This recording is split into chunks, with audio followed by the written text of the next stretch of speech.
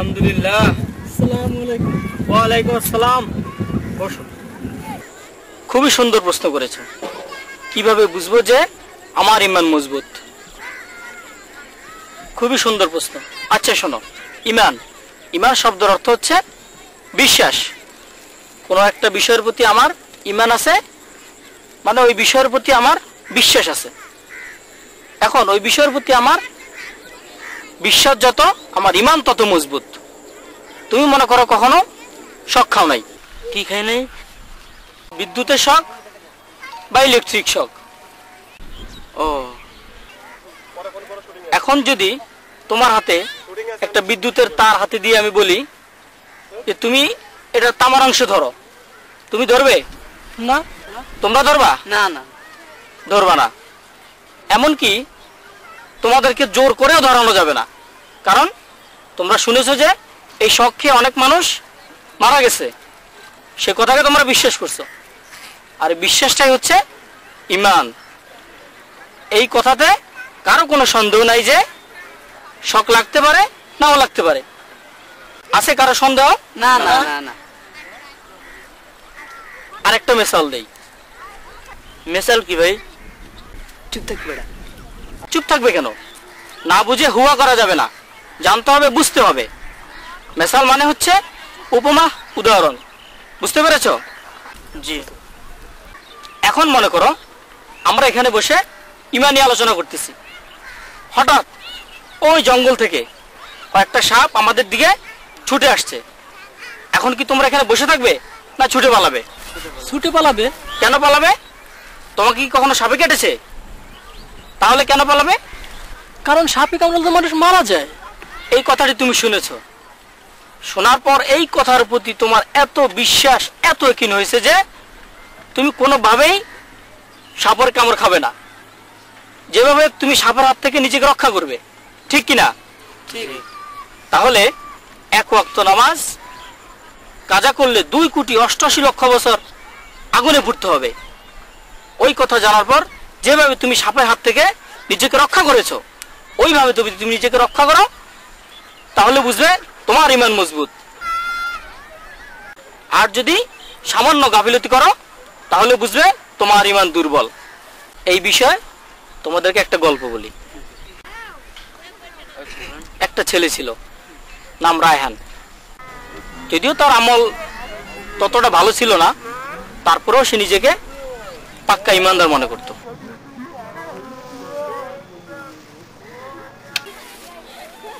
দোস্ত, এই দুনিয়াতে আমরা যাত্রীর মতো।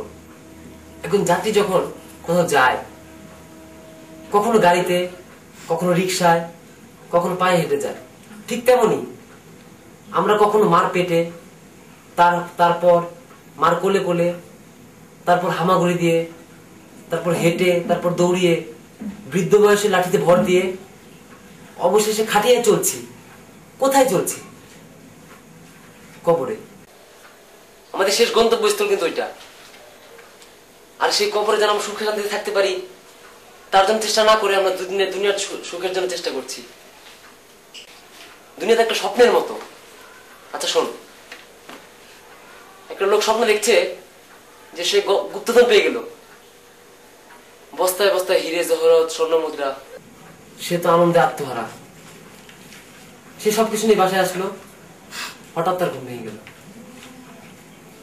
দেখলো যে তার কাছে কিছুই নাই। তার যে কি আফসোস। ঠিক তেমনই যখন আমাদের মৃত্যু হবে, দুনিয়ার আসল হাকিকত তখন আমাদের চোখের সামনে ভেসে উঠবে।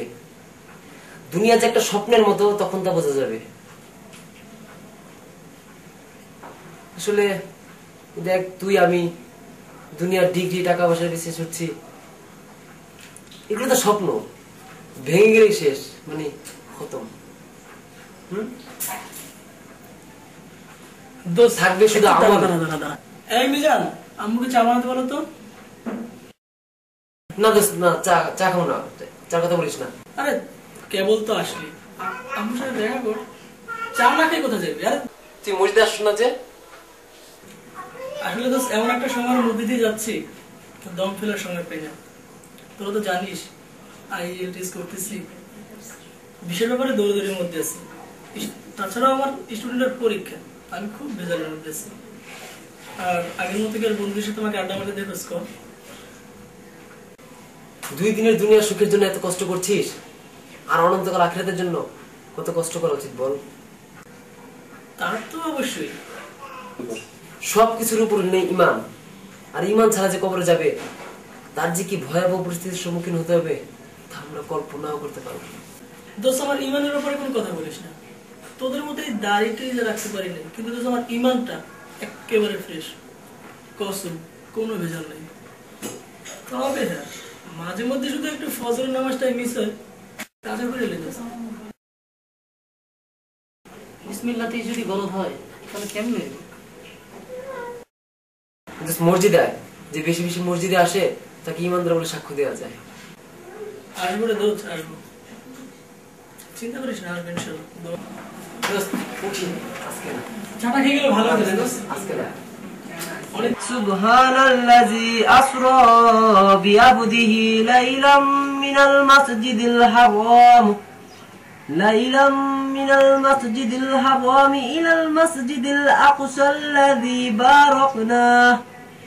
باركنا حوله لنريه من آياتنا إنه هو السميع البصير صدق الله العظيم.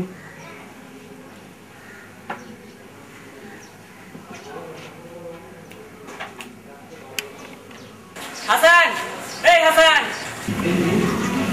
হাসান, এই হাসান, হাসান। কে? ওই বেটা নিচে ছাদে যাই। তোরা যা, আমি আসতেছি। আচ্ছা ঠিক আছে, আয়।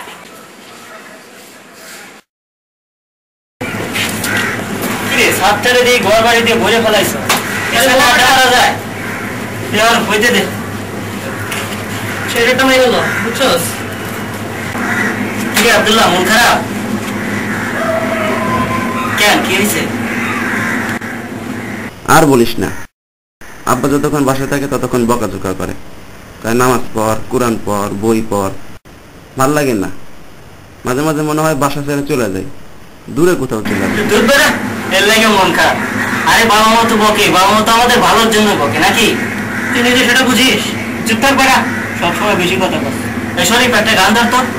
শনিবার তুই আমারে কেনে কামড়ালি। বাদ দে, ভাল লাগে না। ওর যে কেমন খারাপ সে কথা যদি আমি কই তাইলে, তাহলে কি? তাইলে কি কম সে কথা ক? তাইলে কি ক? আরে বেটা, আমারে কইতে দিস না, এত কথা বললে আমি কম কেমনে? আর দুটোটা কস না কিনলে আমারে কইতে নিবি? আরে বেটা, সে কমতে কইতাছস, কম বেটা, কম কইতে।